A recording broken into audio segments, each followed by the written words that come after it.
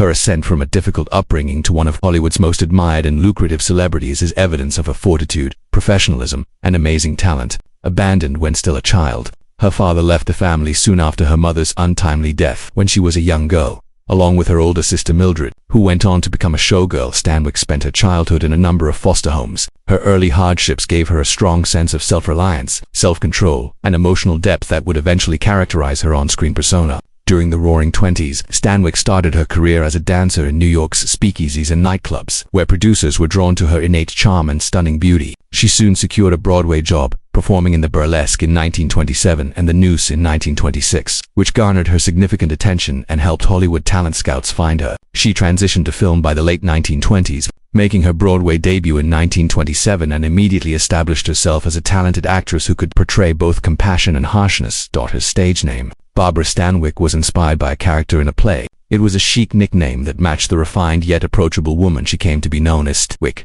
became the pinnacle of fame in the 1930s and 1940s and 1940s, gaining recognition for her stirring performances and extraordinary adaptability. She was a master of several genres, including romantic comedies, westerns, melodramas, and thrillers. Her breakthrough performance was in Stella Dallas 1937, where she played a selfless mother who sacrifices all for her daughter's pleasure, a performance that led to her first nomination for an Academy Award. Her capacity to convey unadulterated emotion without resorting to drama, and her singular fusion of vulnerability and strength, enthralled both critics and viewers. Stanwyck's unrivaled variety was further showcased in her later performances in Ball of Fire 1941, The Lady Eve 1941, and Double Indemnity 1944, when she moved fluidly between screwball comedy and terrifying film noir. Her portrayal of the female fatal fire Styrtrixen in Double Indemnity is still regarded as one of the most famous scenes in movie history, and it established the benchmark for the Hollywood stereotype. Stanwyck had a similarly impressive career duration. She moved smoothly to television, where she rose to prominence as one of the most admired celebrities in the medium as the studio period faded and many of her peers found it difficult to obtain employment. She won an Emmy for her performance as Victoria Barkley in The Big Valley 1965 to 1969, which introduced her to a new generation of fans. With critically lauded roles in The Thornbirds 1983 and The Colbys 1985-1986, she carried on her television career, while showcasing the same skill and charm that had characterized her cinema work decades before. She garnered 4 Academy Award nominations, 3 Emmys, a Golden Globe, and an honorary Academy Award in 1982 for her exceptional inventiveness and distinctive contribution to the field of movie acting. In addition to her accomplishments on screen, Barbara Stanwyck was respected for her honesty, modesty, and unwavering work ethic. She led a modest, quiet existence, in contrast to many Hollywood celebrities of her time, and was well known for being nice and giving to her co-workers. She never forgot her challenging childhood and frequently attributed it to helping to mold her resolve and comprehension of human nature. Her co-workers often remembered her as a consummate professional who was always on time, well-prepared, and devoted to her work. The glitz and chaos of Hollywood's heyday were both reflected in Barbara Stanwyck's love life and marriages. Each of her 2 marriages to Broadway and vaudeville comic Frank Fay in the first place, and 2 matrimonial icon Robert Taylor in the second, represented distinct phases of her life and career and had a profound effect on her both personally and professionally. In 1928, Barbara Stanwyck, a budding young actress keen to establish herself in the entertainment business, wed Frank Fay. Fay was already a well-known celebrity, renowned for his theatrical prowess and sharp humor, was referred to be the toast of Broadway, and was regarded as one of the best comedians of his day. Fay was really interested in helping Stanwyck go from being a chorus girl and supporting actress to a leading lady. Therefore, their relationship started out with a lot of passion and energy. In many respects, he served as a mentor to her early in their marriage by introducing her to powerful figures in the movie and theater sectors. As the motion picture industry entered the era of sound films, they all relocated to Hollywood. Fay aspired to have the same level of success in filmmaking as he had on stage. However, disappointment resulted from his conceit and incapacity to fit in with Hollywood culture. In contrast, Stanwyck's star started to rise quickly, resulting in a power imbalance that would eventually cause their marriage to fail. Behind closed doors, there were serious problems in their marriage. Friends and co-workers reported that Fay was verbally and physically aggressive, and his drinking and anger became more destructive. Tension persisted as a result of his jealousy of Stanwyck's increasing success and his waning career. Stanwyck stayed in the marriage for a number of years despite her strong will and increasing independence. in part due to her feeling of loyalty and the social mores of the day. However, the pair got divorced in 1935 following 7 years of growing hostility. Stanwyck suffered from the experience, but it also strengthened her will and broadened her awareness of emotions, qualities that would later inform many of her most impactful on-screen roles, particularly in films that dealt with themes of love, treachery, and survival. Barbara Stanwyck fell in love once more for years after she and Frank Fay separated, this time with Robert Taylor, one of MGM's most attractive and well-liked leading men. They became one of the most famous couples in Hollywood at the time of their 1939 marriage. Stanwyck was well established as one of the most renowned and gifted actresses in the business, while Taylor, who was renowned for his quiet charm and remarkable good looks, was at the pinnacle of his career.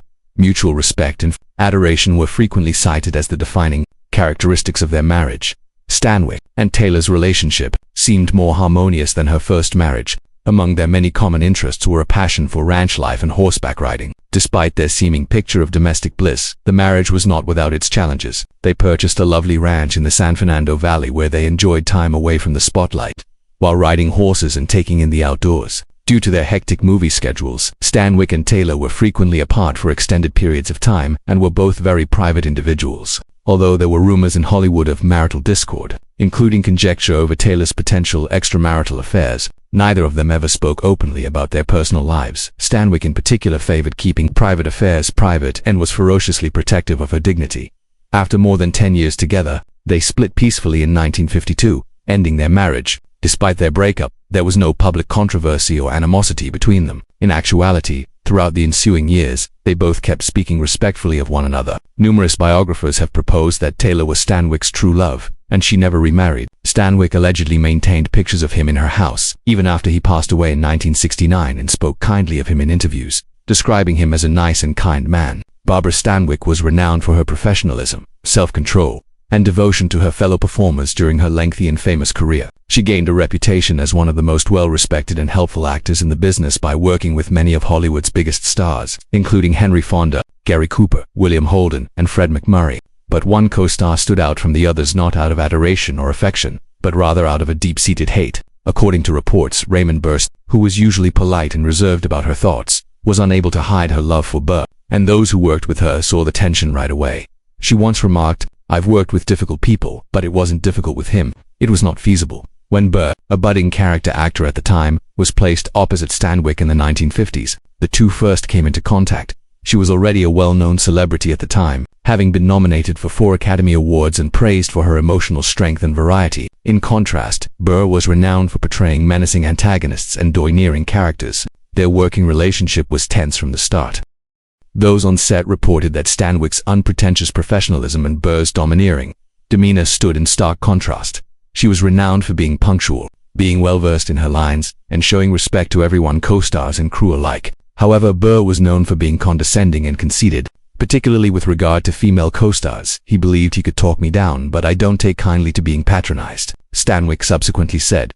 Stanwyck was especially irritated by Burr's propensity to challenge her authority on set. Burr frequently questioned her interpretations of sequences, attempted to divert attention during shoots, and gave unsolicited direction. Despite the fact that she was the top-billed star and an experienced actor, such behavior was unacceptable for a woman who had worked hard to gain respect in a field that was dominated by men. Crew members said that she refused to strike up a conversation or have a personal conversation with him, remaining composed and professional. "He performed his job, and I did mine." In a subsequent interview, she bluntly stated that was the extent of it. "You can work with certain people and just put up with others." As Stanwyck watched Burr's off-camera behavior behind the scenes, her distaste for him grew.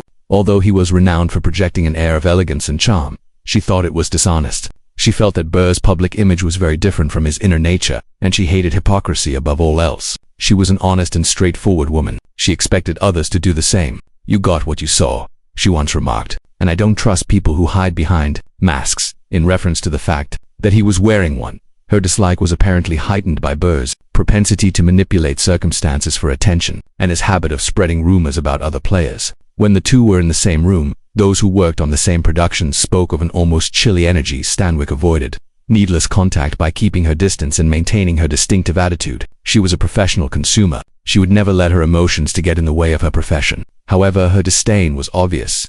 One crew member recalled that she didn't need to speak. It was evident in her eyes. She was completely impatient with him. She never, however, became involved in public disputes or outright conflict. She thought such conduct was beneath her rather. She treated it with the quiet, dignity intangible wall of coal that characterized her Stanwyck style. It's possible that fundamental contrasts in personality and values were the reason behind Stanwyck's dislike of Burr. She was raised as an orphan and rose to prominence with sheer willpower. Despite coming from low beginnings, she valued diligence, integrity, and modesty. Burr, on the other hand, was notorious for exaggerating aspects of his life, such as making up tales about a supposedly unhappy marriage and a child that was never found. Many people in Hollywood later discovered that the stories were false. Stanwyck believed that such dishonesty was unacceptable because his life had been characterized by sincerity and tenacity. "I've encountered dishonest people in this industry," she allegedly stated. "However, there's something really repulsive about a man who tells lies to appear honorable." Stanwyck hardly mentioned Burr in the years that followed, but when his name was mentioned, she responded bluntly and clearly. Her reaction was seen by friends as a flash of the Brooklyn fire that had always characterized her. "Don't bring up that man with me," she once warned a co-worker. "I've worked with some people that I would never ask to dinner. He is among them." Barbara Stanwyck, who took great satisfaction in keeping friendly relationships with everyone, including those she didn't like, rarely used such strong language. The severity of her public animosity towards Burr is demonstrated by the harshness with which she spoke about him. Barbara Stanwyck exuded professionalism, grace, and strength at all times. She possessed an unwavering sense of justice and personal integrity.